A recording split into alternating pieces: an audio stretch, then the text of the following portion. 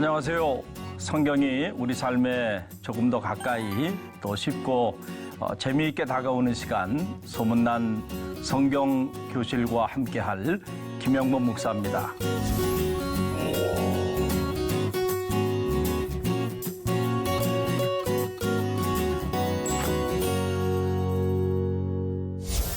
어떻게 한 주간 평안하셨나요? 우리가 지난 시간에 애통하는 자에 관한 부분을 우리가 함께 성찰했고요. 오늘은 그 두 번째 시간으로 위로, 하나님의 위로에 관련된 그런 부분을 우리가 함께 생각해 보는 그런 시간을 갖도록 하겠습니다.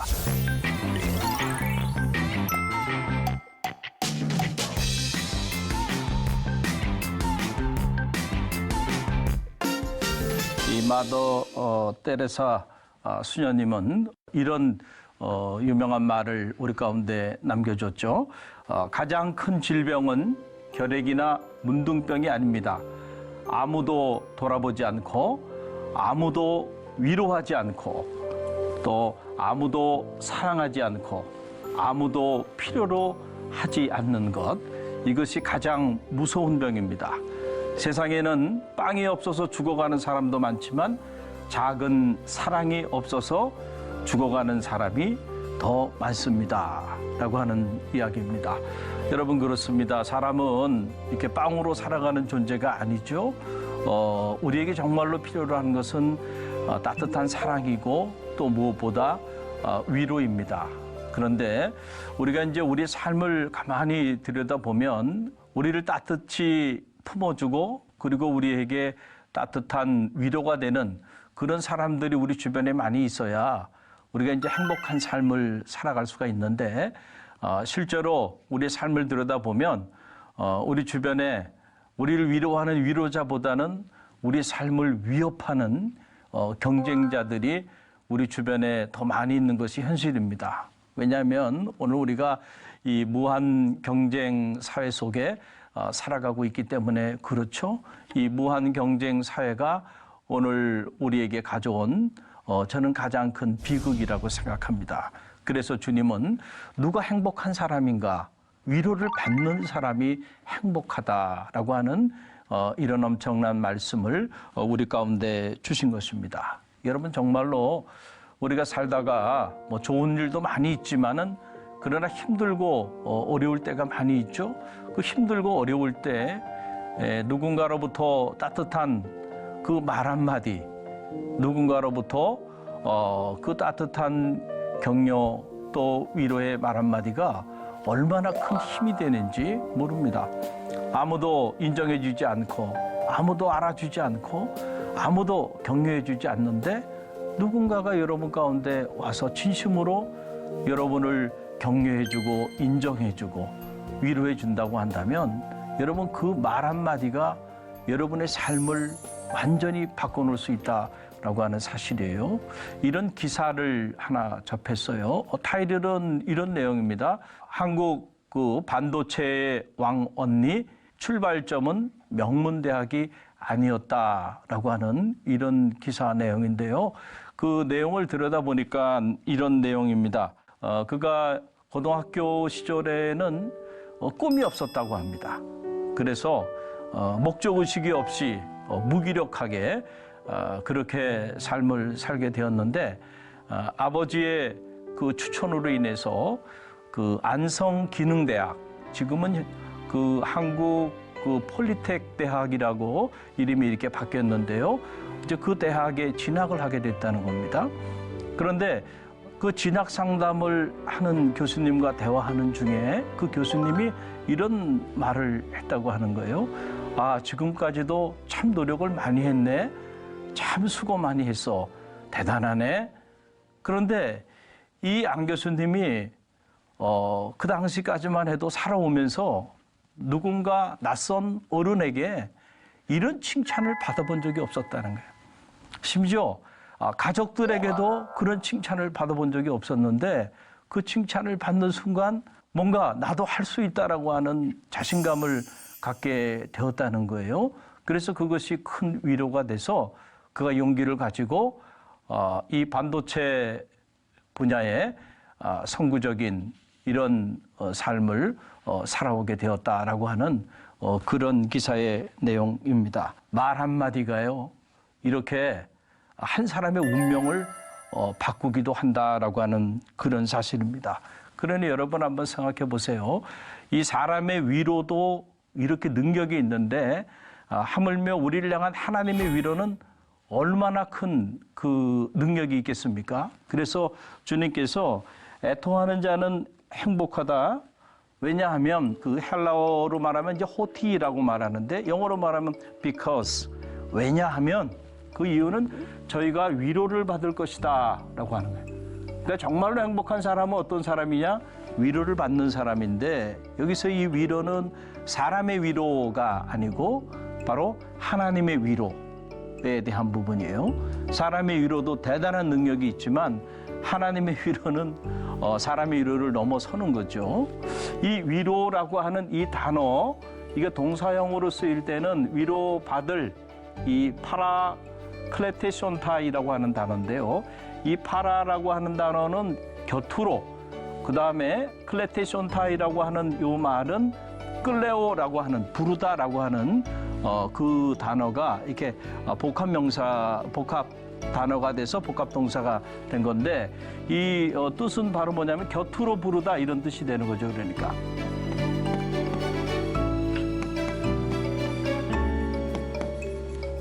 자, 누가 곁으로 부르는 겁니까? 하나님이 우리를 당신 곁으로 부르시는 겁니다. 여러분, 그게 위로입니다. 여러분 한번 생각해 보세요. 온 우주 만물을 창조하신 하나님께서 피조물인 우리를 당신 곁으로 부르셨다는 거예요. 여러분, 그것만큼 큰 위로의 사건이 어디 있겠어요?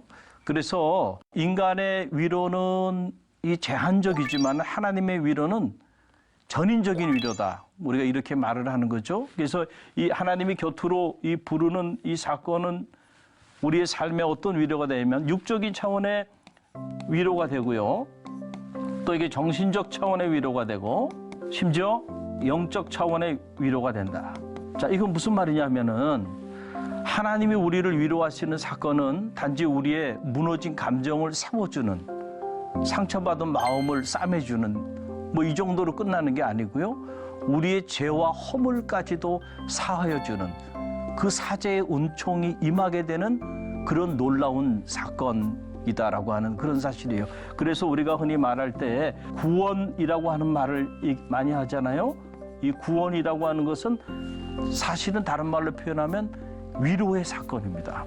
하나님의 위로하심이 임할 때 우리의 죄와 허물도 사함을 받게 되는, 그래서 죄인이 의인이 되어지는 이런 놀라운 역사가 나타나게 되는 것이죠. 그래서 저희가 위로를 받을 것이다 라고 하는 말, 그 말 안에는 이런 놀라운 의미들이 이렇게 함축되어 있다라고 하는 사실이에요. 또 이 위로라고 하는 단어가 이게 명사형으로 사용될 때 이게 파라클레시스라고 하는 말인데 이 말은 그 파라클레토스라고 하는 말과 같은 어원인데 파라클레토스라고 하는 말은 우리가 보혜사, 여러분 아시죠? 보혜사 성령. 이 보혜사가 파라클레토스입니다. 이게 파라클레스와 같은 어원을 가지고 있는 거죠. 그러니까 성령의 사역도 사실은 위로의 사역입니다. 그래서 이 성령이 임하면 놀라운 위로의 역사들이 우리의 삶의 자리 가운데 나타난다는 거죠. 우리는 흔히 말하기를 성령이 우리 가운데 임하면 놀라운 기사와 이적이 막 일어난다고 이야기들 하는데 물론 그것도 틀린 말은 아니에요. 하나님의 영이 임할 때에 하나님의 창조의 역사가 우리의 삶의 자리를 통해서 나타나기 때문에 그렇죠. 그런데 무엇보다 하나님의 영이 우리 가운데 임할 때 나타나는 가장 강력한 모습은 다른 게 아니고요. 바로 위로의 역사가 나타나게 된다라고 하는 그런 사실입니다. 우리 안에 무너진 마음이 다시 세워짐을 받게 되고 또 우리 육체의 질병으로 고통당하는 자들에게 하나님의 위로하심의 손길이 임할 때 치유의 능력이 나타나고요. 그리고 죄와 허물 가운데 고통 가운데 신음하던 자들이 그 죄의 문제가 사함을 받고 해결함을 받아서 새로운 성화된 삶을 살아가게 되는 이런 놀라운 역사들이 나타나게 된다는 겁니다. 그래서 성령의 위로함의 역사가 임하게 되면 그때부터 하나님의 놀라운 역사가 나타나게 되는데, 실제로 우리는 이제 초대교회에 대한 이야기들을 많이 하죠. 어떻게 핍박과 박해 가운데서도 초대교회가 그렇게 놀라운 영적인 성장을 가져올 수 있었는가? 그 이유는 다른 게 아니고요, 하나님의 위로하심의 사건 때문에 가능했다는 거예요. 그래서 여러분 사도행전 9장 31절 말씀 보게 되면 이 초대교회 성장의 그 동력이 무엇이었는가라고 하는 거 우리에게 잘 보여주고 있는데요. 우리 함께 읽어보겠습니다. 그리하여 온 유대와 갈릴리와 사마리아 교회가 평안하여 든든히 서가고 주를 경외함과 성령의 위로로 진행하여 수가 더 많아지니라. 자, 어떻게 초대교회 그 핍박과 박해 가운데서 어떻게 수가 점점 더 많아져 나갈 수 있었는가? 그 이유는 다른 게 아니죠.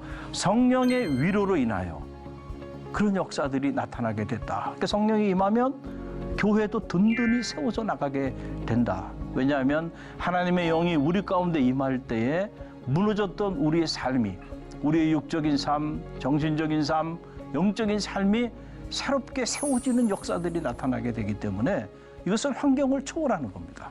또 그렇기 때문에 사도 바울은 그 수많은 복음을 전하는 과정에 있어서 박해를 당하고 또 고난과 역경 가운데 처해졌음에도 불구하고 감사와 기쁨과 찬양이 가득 흘러 넘치는 걸 보게 돼요. 이게 어떻게 가능할까?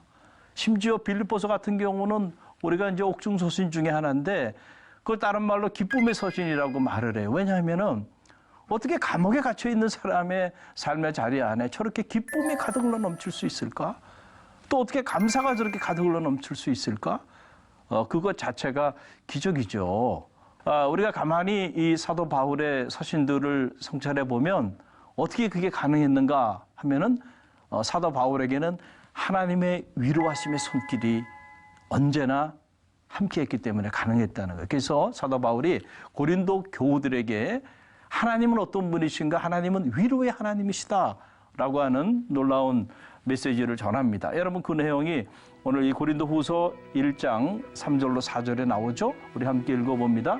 찬송하리로다. 그는 우리 주 예수 그리스도의 하나님이시요 자비의 아버지시요 모든 위로의 하나님이시며 우리의 모든 환난 중에서 우리를 위로하사 우리로 하여금 하나님께 받은 위로로서 모든 환난 중에 있는 자들을 능히 위로하게 하시는 이시로다 라고 하는 그런 사실입니다. 그러니까 하나님의 이 위로하심의 손길이 있었기 때문에 사도 바울이 신약성서의 3분의 1을 기록하고, 여러분 잘 아시는 것처럼 사도 바울이 머물다 간 모든 자리들이 다 성지가 돼버리고요. 그가 했던 말들이 기독교 경전이 돼버리는 정말 상상도 할 수 없는 엄청난 일이 나타나게 된 거예요. 그건 하나님의 위로하심의 손길을 통해서 가능했던 일이었다라고 하는 그런 사실입니다. 그래서 기독교 영성가인 그 헨리 라우에는 그의 명저 상처받은 치유자, The Wounded Healer라고 하는 이 책을 통해서 우리에게 그 위로가 갖는 가치를 우리에게 잘 설명해 주고 있죠. 우리의 삶을 들여다보면 우리 안에는 많은 상처도 있고 아픔도 있는 게 사실입니다.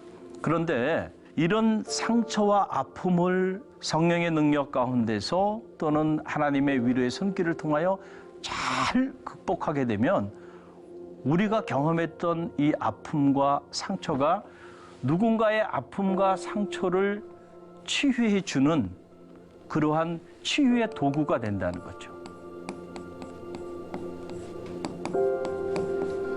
자, 이거 무슨 얘기냐면 이런 얘기예요. 눈물 젖은 빵을 먹어본 사람이 정말 가난한 사람의 마음을 아는 거예요. 정말로 큰 질병으로 인해서 오랜 동안 고난을 당하고 고통을 당해본 사람이 정말 몸이 아프다고 하는 것이 어떤 것인가라고 하는 것을 알게 되고 그래서 진심으로 그 사람을 위로할 수 있는 위로자가 될 수 있다라고 하는 그런 사실이에요. 그래서 어느 목사님이 그런 말씀을 한 적이 있죠. 보면 수술대에도 한번 누워보지 않고 어떻게 목회를 해? 이런 말을 고 하영조 목사님이 옛날에 그런 말씀을 하셨는데 저도 한번 수술대에 누워본 기억이 있습니다. 사람이 전신 마취를 하고 이 수술대에 눕는다고 하는 것이 그것이 어떤 것인가라고 하는 것을 저도 경험을 해봤어요. 그래서 이 수술을 한다라고 누군가 이렇게 교우 중에 얘기를 하면 수술 받기 그 전날 그리고 수술실 들어갈 때 참 그때가 힘들더군요. 그때 가능한 한 함께 해주는 거 그것이 얼마나 큰 위로가 되는지 모릅니다. 그래서 저는 그런 사역들을 중요하게 생각하고 이렇게 살아가게 되는데 우리가 겪었던 아픔, 우리가 겪었던 고난, 사실은 그 아픔과 고난을 겪을 때 그 당시는 참 힘들고 어렵지만 그러나 성령의 위로의 손길을 통하여 그걸 잘 극복하고 나면 우리가 겪었던 상처와 아픔이 누군가를 위로해 줄 수 있는, 치유해 줄 수 있는 그러한 영적인 도구가 된다라고 하는 그런 사실입니다. 그런 면에서 보면은 어떤 우리의 남다른 어떤 고난 또는 남다른 아픔, 우리의 삶에 있어서 이런 것들이 우리 긍정적인 눈으로 보게 되면 이런 것들이 남다른 사명이 될 수 있다는 거예요. 누군가를 위한. 그래서 이런 것들을 이제 흔히들 스토리가 된다 이렇게 얘기하잖아요. 스토리가 있는 사람이 강한 사람이죠. 스토리가 있는 사람이 감동을 줄 수 있고 많은 사람들에게 공감을 줄 수 있는 사람이 될 수 있죠. 그 스토리가 어디로부터 나오는가? 남다른 고난 또 남다른 아픔을 통해서 나오게 된다라고 하는 그런 사실이에요. 자, 이런 면에서 보면 이 상처 입은 치유자, The Wounded Healer, 가장 상처를 많이 받은 사람이 누굴까요? 저는 주님이시라고 생각합니다. 예수 그리스도가 사실은 가장 큰 상처를 입으신 분이시죠. 그분은 하나님의 아들이었지만은 그 자리를 그는 스스로 포기하시고 30년의 그 생애 동안에 버림받은 땅에서 버림받은 사람들과 함께 당시로는 이게 테크노원이라 그러면은 이 장인이었거든요. 사회적 계급으로 보면은 가장 하층 계급, 목수의 아들로 그렇게 30년의 생애를 살았다는 거예요. 저는 이 3년의 공생애도 참 중요하지만 이 30년의 생애가 더 감동적으로 밀려와요. 그분 자신이 하나님의 본체셨고 하나님의 아들이셨는데 그런 것들을 다 포기하시고 버림받은 땅에서 소외와 멸시 그리고 가난 속에서 30년의 그 삶을 사셨다는 거예요. 그것이 우리에게 감동으로 밀려오는 거죠. 만약에 주님께서 어떤 고관대작의 아들로 이렇게 태어나셔서 그런 화려한 삶을 살다 가셨다고 한다면 오늘 그분이 우리의 삶에 무슨 상관이 있겠어요? 오늘 우리의 아픔, 우리의 이 소외, 우리의 이 가난, 우리의 이 고통을 그분이 어떻게 알 수 있겠어요? 우리가 예수 그리스도를 우리의 구주로 오늘도 우리의 위로자로 우리의 힘이 되고 우리의 능력이 되는 구원자로 우리가 그분을 믿고 따르고 받아들이는 이유는 그분은 우리가 겪고 있는 고난, 우리가 또 경험하고 있는 이 고통보다 더 큰 고난과 고통을 그의 삶을 통해서 그리고 십자가의 고난과 고통을 통해서 다 짊어지셨던 분이기 때문에 그분의 메시지가 능력이 있고 그리고 그분의 삶 자체가 오늘 우리에게 감동으로 이렇게 다가오게 되는 것이죠. 위로자라고 말할 때 그 위로자는 아픔이 없는 사람이 아니고 남다른 아픔과 고난 그리고 남다른 고통을 겪었던 사람들. 그런데 그런 것들을 하나님의 위로하심의 손길을 통해서 잘 극복했던 사람들임을 우리는 알 수 있어요. 그래서 여러분, 사람이 바뀌는 것도 보면은요, 다른 게 아니더라고요. 그 위로의 말 한마디로 사람이 바뀌는 거예요. 그래서 여러분, 그 요한복음 그 8장에 보게 되면 여러분 잘 아시는 그 낮에 가늠하다가 잡힌 여인의 이야기가 나오잖아요. 사람들이 이 여인을 돌로 쳐 죽이기 위해서 벌떼처럼 달려들었어요. 그 성경을 보면 어린 아이에서 어른에 이르기까지 돌을 들고 그 여인을 쳐 죽이기 위해서 달려들었다는 거예요. 그 성경에 자세히 나와 있지는 않지만 아마 그들이 그 여인을 향하여 얼마나 무서운 폭언을 퍼붓고 그 여인을 비난하고 비판했겠어요. 그런데 주님께서는 그 여인에 대하여 그런 무서운 폭언을 하거나 그 여인을 무섭게 정죄하지 않았어요. 오히려 그 여인을 품어주셨고, 그리고 그 여인에게 따뜻한 위로의 희망의 말 한마디를 하신 거죠. 나도 너를 정죄하지 아니하리라. 다시는 죄를 범치 말라. 이런 따뜻한 주님의 위로의 말 한마디가 이 여인의 삶을 송두리째 변화시켰어. 훗날 주님이 십자가의 고난의 길을 걸어갈 때 그 고난의 길에 마지막 순간까지 함께 했던 여인으로 이 여인의 삶이 완전히 변화되어지는 걸 보게 돼요. 오늘 주님께서 애통하는 자는 행복하다. 저희가 위로를 받을 것이다. 그러니까 왜 애통하는 자가 행복하는가? 그 이유는 다른 게 아니고 하나님의 위로하심을 선물로 받게 되기 때문에 그렇다는 거예요. 정말로 행복한 사람은 위로를 받는 사람입니다. 사람에게 위로받는 사람이고 무엇보다 하나님께 위로받는 사람, 주님께 위로받는 사람이 정말로 행복한 사람이다라고 하는 그런 사실입니다. 여러분, 오늘 우리 함께 나눈 이야기 가슴에 잘 새기시고요. 저는 말하기는 여러분이 애통하는 자가 돼서 여러분의 삶에 하나님의 위로가 떠나지 않는 그런 축복이 있게 되기를 간절히 바랍니다. 오늘은 우리가 위로, 하나님의 위로에 대한 이 부분을 함께 성찰했고요. 이제 다음 시간에는 행복에 이르는 이제 세 번째 길, 온유한 자는 행복하다. 그들이 땅을 기업으로 얻을 것이다 라고 하는 이 주제를 가지고 우리가 함께 묵상하는 그런 시간을 갖도록 그렇게 하겠습니다.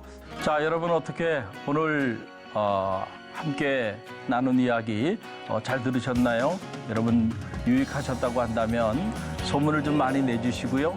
그리고 더 궁금한 사항이 있으면 유튜브 영상으로도 올라가니까 댓글로 질문 남겨주시면 성심성의껏 답을 해드리도록 하겠습니다. 아무쪼록 여러분 행복한 시간 되시고요. 다음 시간에 뵙겠습니다.